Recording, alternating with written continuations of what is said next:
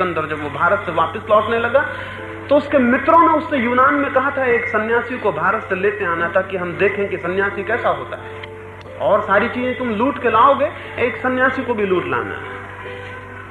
सिकंदर जब सारी लूट का सामान लेकर लौटने लगा और सैकड़ों मील उसका काफिला था, जिसमें जो भी बहुमूल्य उसे भारत में दिखाई दिया उसे वो लाद के ले जा रहा था, तब अंतिम सीमा पर उसे याद आया एक सन्यासी रह गया। सन्यासी का कोई ख्याल नहीं आया। उसने गांव के लोगों को बुला के पूछा, यहां कोई आसपास सन्यासी है? मैं उसे अपने साथ ले जाना चाहता हूं। गांव में एक वृद्ध ने कहा, सन्यासी तो बहुत मिल जाएंगे, लेकिन जिनको तुम लूट सको, जिनको तुम ले जा सको, समझना कि वो सन्यासी नहीं है, क्योंकि सन्यासी को ले जाना मुश्किल है।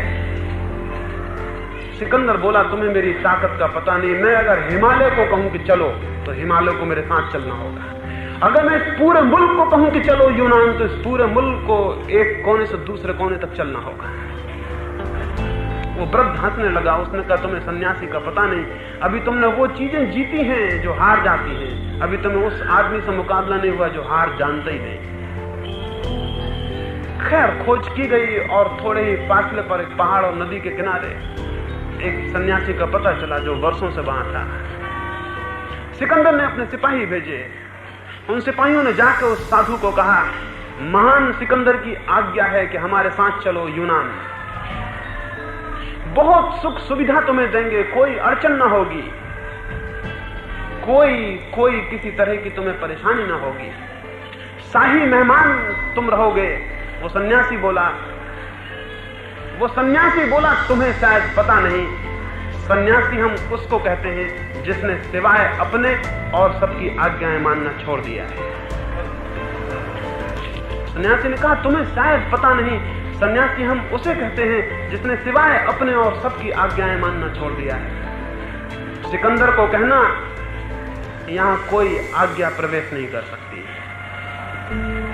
वे सिपाही बोले कि तुम्हें सिकंदर का शायद पता नहीं है, अगर तुम ऐसे ना गए तो तलवार के बल ले जाए जाओगे। तो सन्यासी ने कहा, तुम सिकंदर को ही भेज दो। और सिकंदर नंगी तलवार लेके गया और उसने उस सन्यासी को कहा, क्या विचार है, मेरे पीछे चलते हैं? वो सन्यासी बोला, हम तो केवल अपने ही पीछे चलने के आदी हैं। सिकंदर ने कहा, इसका परिणाम बुरा होगा। उस सन्यासी ने कहा, जिसको तुम चोट पहुंचा सकते हो उसका हम त्याग कर चुके हैं। सन्यासी ने कहा, जिसको तुम चोट पहुंचा सकते हो उसका हम त्याग कर चुके हैं। सिकंदर ने कहा, परिणाम मृत्यु होगा। सन्यासी ने कहा, जो मर जाता है उसे हमने समझ लिया कि वो हमारा होना नहीं, और जिसे तलवार काट सके और जिसे आग जला सके वो हमारी सत्ता नहीं, हम उससे पीछे हट गए हैं। और अगर तुम्हारी मर्जी हो तो काटो, तुम भी देखोगे सिर को गिरते हुए और हम भी देखेंगे। उसने कहा, तुम भी देखोगे इस सिर को गिरते हुए और हम भी देखेंगे, क्योंकि जो हमारा प्राण है, जो हमारी आत्मा है, वो इसके पीछे है और इसकी साक्षी हो सकती है। सिकंदर की म्यान उठी, उसकी तलवार म्यान के भीतर चली गई। उसने अपने सैनिकों से कहा, वापस लौट चलो, सन्यासी को ले जाना कठिन है। उस सन्यासी ने चलते वक्त कहा, सन्यासी को मार डालना तो आसान है, सन्यासी को जीतना संभव नहीं। सिकंदर जब वापस पहुंचा, उसके मित्रों ने पूछा, सन्यासी को लाए हैं? वो बोला, सारा संसार ला सकता था, सन्यासी को लाने की बात मत कहो।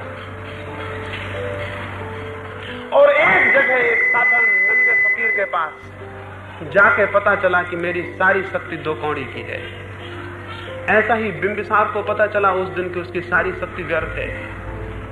संसार की वस्तुएं शक्ति से पाई जाती हैं, और जिनको मैंने अनुभूतियां कही वो शक्ति से नहीं, शांति से पाई जाती हैं। वस्तुएं शक्ति से उपलब्ध होती हैं, अनुभूतियां शांति से उपलब्ध होती हैं। जिसकी शक्ति पर आस्था है वो केवल वस्तुओं को इकट्ठा कर पाएगा, और जिसकी शांति पर आस्था है वो अनुभूतियों को भी उपलब्ध हो जाता है। स्मरण रखें, इसका अर्थ हुआ कि शांति शक्ति से भी बड़ी शक्ति है।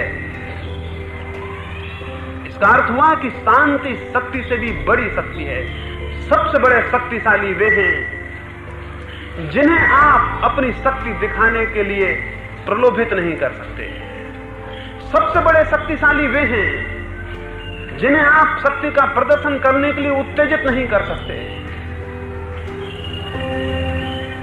सबसे बड़े शक्तिशाली वे हैं जो उस सीमा तक शांत हो गए हैं कि उन्हें अशांत करने का उपाय संसार के हाथ में कोई भी नहीं रह जाता है। शांति अद्भुत शक्ति है, एक बहुत दूसरे लोक की शक्ति है, और शांति भूमिका है सत्य को पाने की।